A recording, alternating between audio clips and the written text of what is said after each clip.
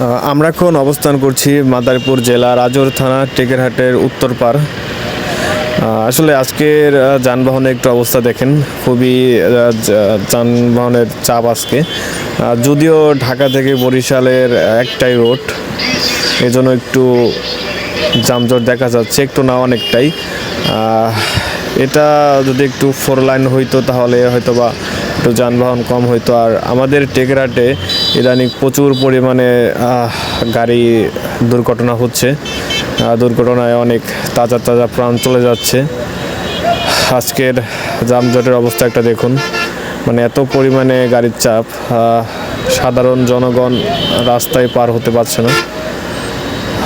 যদিও এটা আমাদের অন্তর্বর্তীকালীন সরকারের আন্ডারে দেওয়া উচিত, মানে তার কানে এটা পাঠানো উচিত, আমাদের এটা তুলে ধরা উচিত। আমাদের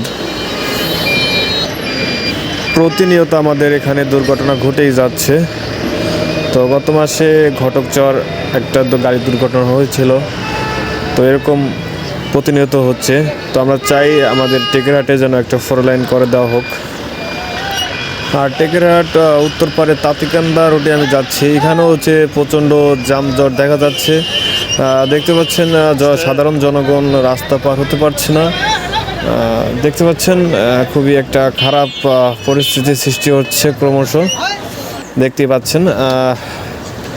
এত যানবাহন থাকলে সাধারণ জনগণের খুবই একটা ঝামেলা হয়ে যায়।